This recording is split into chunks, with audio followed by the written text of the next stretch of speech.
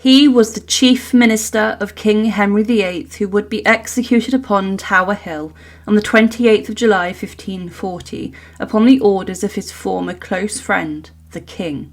But Thomas Cromwell is remembered in history for the fact that he led the attack upon the monasteries and abbeys in England, dissolving many. But the reality of the dissolution of the monasteries was that thousands of monks were left homeless, many poor people had their only source of food and help shut down, and the men who led these houses were subjected to harrowing executions, their heads being placed above their former homes. Cromwell was a ruthless administrator, and he would even arrange the execution and downfall of Queen Anne Boleyn, Henry VIII's second wife. Following this, he was at the height of his power, but how could someone who was regarded as the king's closest friend and ally be dragged out years later for his own date with the axeman in front of a crowd of thousands of people who detested him? Today we look at how Thomas Cromwell fell from power, and to support our channel, please make sure to subscribe. The rise of Cromwell was sharp and dramatic. He was someone who was a merchant in London, and his father was a cloth carder. But he became a lawyer and would then be invited to serve in the staff of the king's right-hand man at the time, Cardinal Thomas Wolsey. Wolsey was the king's chief liaison to the Roman Catholic Church and the Pope, but Wolsey frustrated Henry VIII at times, especially as he could not get the king the divorce he wanted so badly from his first wife, Catherine of Aragon. Cromwell became a member of Parliament, and as Wolsey's favour in the eyes of the king declined heavily, Cromwell would rise through this. He was promoted very much at the expense of Wolsey, as Henry VIII had become aware of Cromwell's skill as a lawyer and someone who had been able to work against the power of Rome in England. He had, during a session of Parliament, involved himself with law to restrict absent clergymen from collecting money from different parishes, and this was an attempt to restrict the power of Rome in certain areas. The king, of course, was frustrated with Rome, and Cromwell and the king seemed a good fit. He was appointed to the Privy Council in late 1530, and Cromwell would hold many different titles for some time.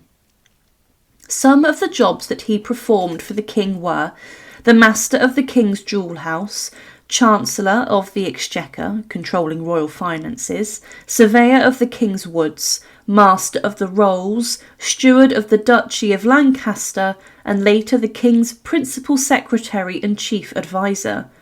Through these jobs, Cromwell became incredibly rich, and he was quickly put to work dealing with the king's marriage to Catherine of Aragon.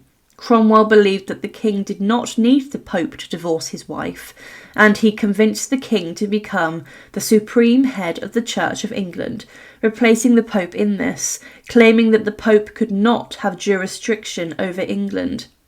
He did just this, and forced the resignation of his rival Sir Thomas More, who would later lose his head, and Henry was then free to marry his second wife, Anne Boleyn. He continued to consolidate Henry's power over religion and would force all clergy to accept this, and if they didn't, they would face the wrath of the king. Those who could not accept the king's supremacy over the church, such as Thomas More and the Bishop of Rochester, John Fisher, were forced into the Tower of London before they were then executed for treason. As the king's chief minister, a position that Cromwell was appointed in the April of 1534, the former merchant must have felt untouchable. He worked closely with the king to ensure all his subjects accepted his position in the church and also the legitimacy of his second marriage. He was a ruthless man who would not shy from having people executed. But one of the most notorious jobs that Cromwell would do for Henry VIII was to arrange the execution and downfall of his second wife, Anne Boleyn. Henry had grown tired of Anne failing to produce a male heir, and with this he openly flirted at court with Jane Seymour, his future third wife. It was no secret that Anne needed to be got rid of in the eyes of the king, and Cromwell was the one who would do this.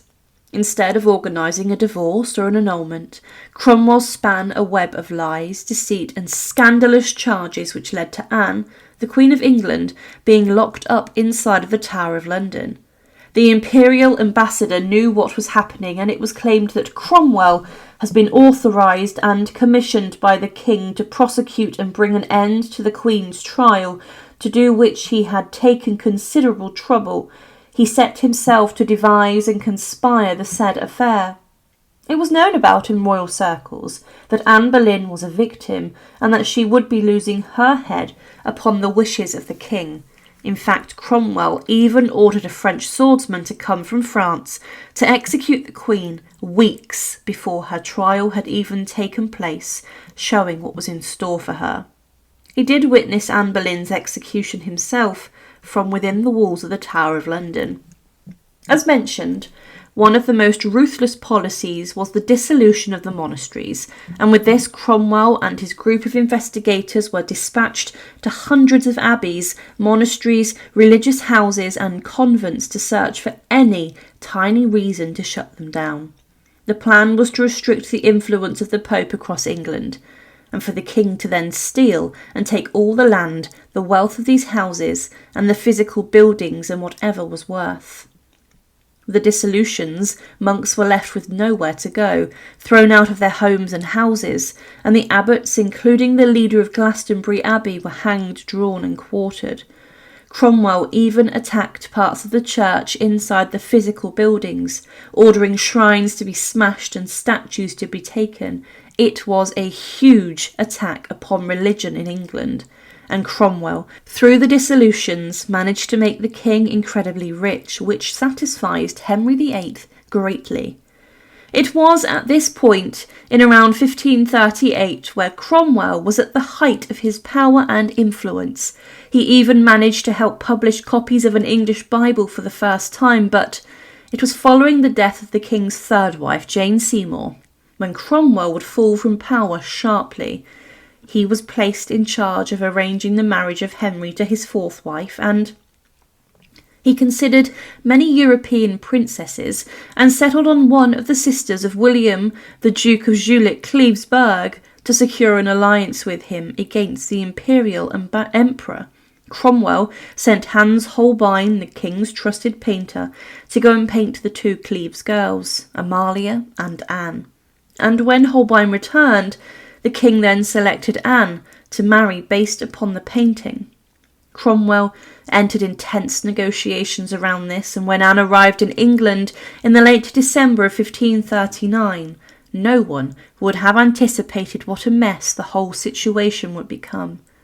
When Henry met Anne on New Year's Day 1540, he was repulsed by her looks, claiming, "I like her not," and he was grossly offended when Anne could not identify him as her future husband and as the king.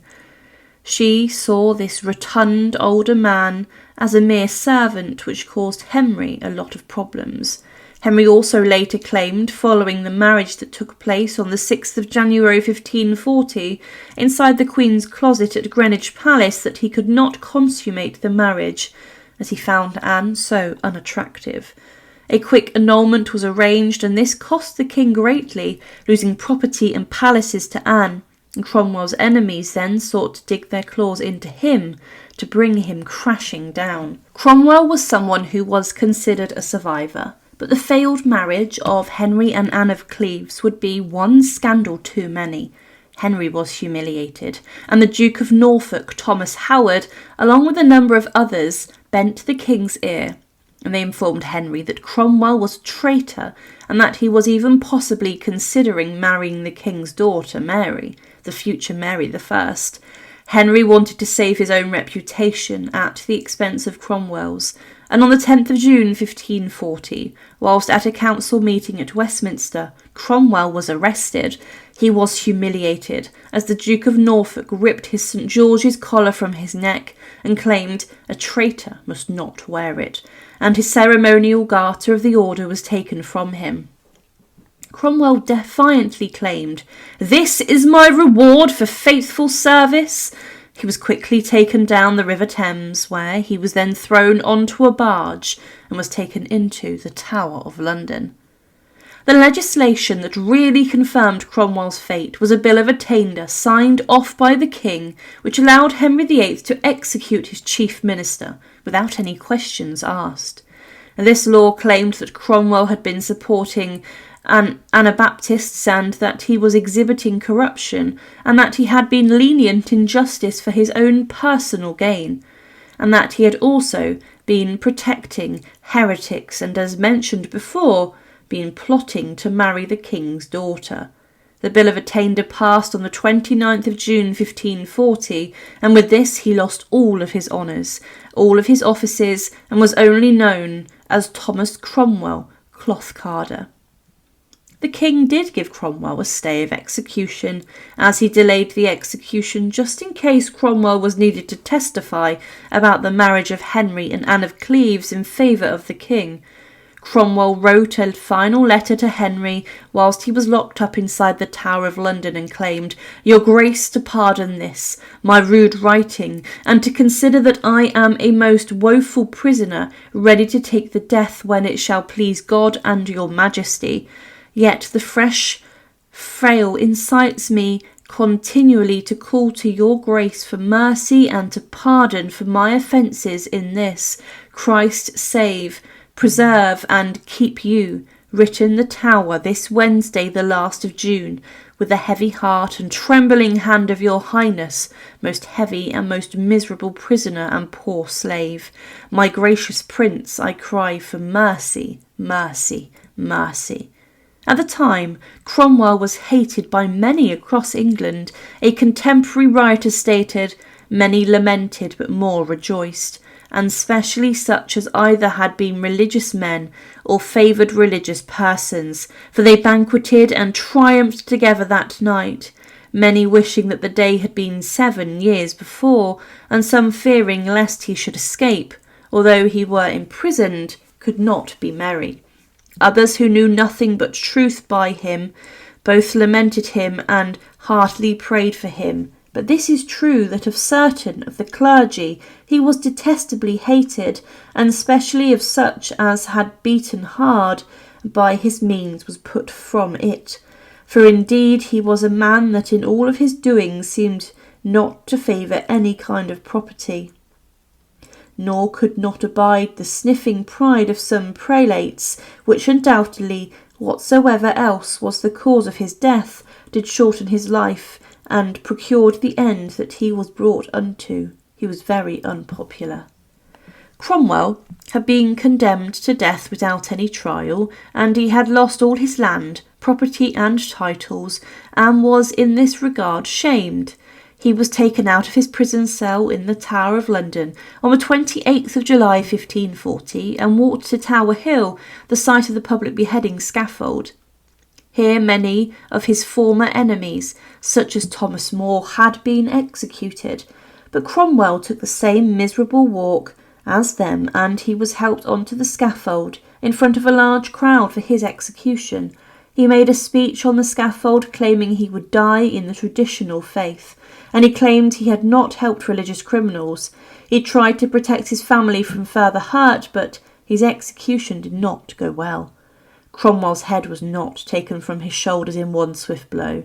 It allegedly took 2 or 3 swings of the axe to do this, and following this, his head was taken down to London Bridge and was placed upon a spike. Henry VIII regretted the execution of his chief adviser and minister for the rest of his life, having been blindsided by Cromwell's enemies into having him executed. He was blamed for the mess of the king's 4th marriage and was someone who was ruthless and hated across England. There were rebellions aimed at Cromwell, such as the Pilgrimage of Grace, because of the dissolution of the monasteries, and Henry may have felt that it was time to try and win the people of England back over, using Cromwell as a scapegoat. His fall from grace was shocking, and it was one of the most brutal in English history. Thank you for watching, and to support our channel, please make sure to subscribe. And again, thank you so much for watching.